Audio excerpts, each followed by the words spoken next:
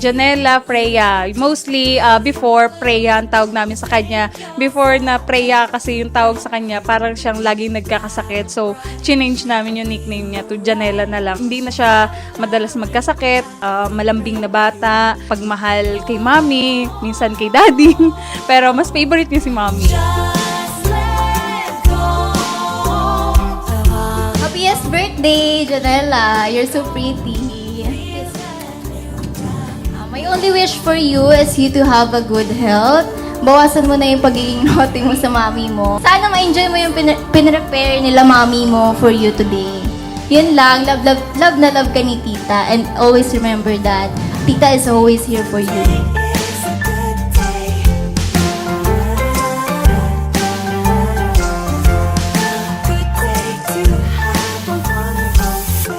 So, happy birthday, Janela. All I wish for you is stay pretty and be a good girl to your parents. Ayun lang, sana palaging happy ka and enjoy mo lang yung life mo.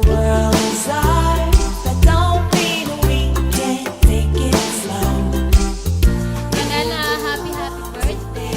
Isipin mo lagi na yung parents mo ginagawa lahat para sa'yo. Always listen to your parents. Yes. Good. At saka, huwag maging matigas ang ulo, ha?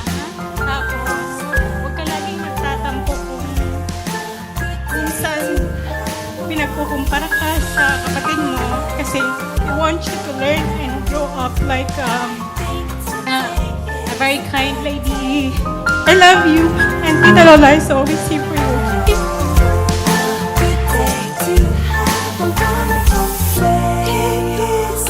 Very happy for our daughter to celebrate this 7th birthday of Janela. Nakuha niya yung dream niya na magkaroon ng ganitong birthday.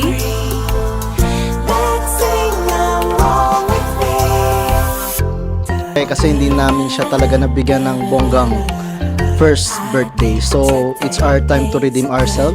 So, kaya ito ibibigay namin yung todo ngayon, ngayong 7th birthday.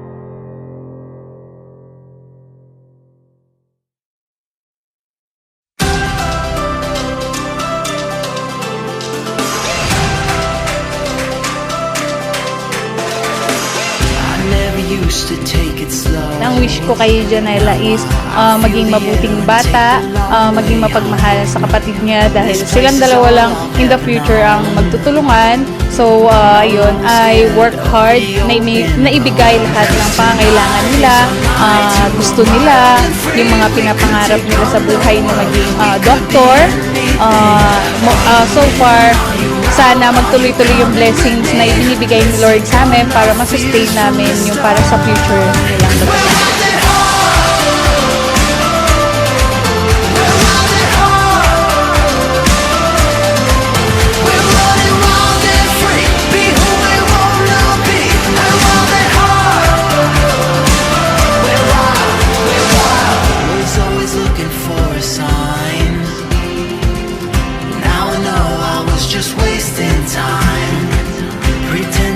Si Janela naman talaga napakalambing sa akin bilang anak.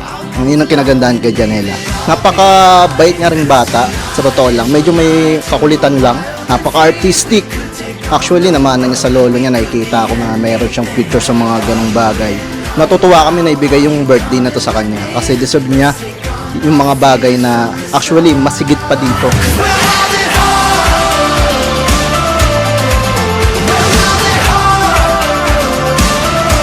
Birthday, Janela. So, sa araw na to, I promise that I'll be there for you whenever you need guidance. Kasi as ninang, hindi lang naman gifts, monetary, ang kailangan nila, no?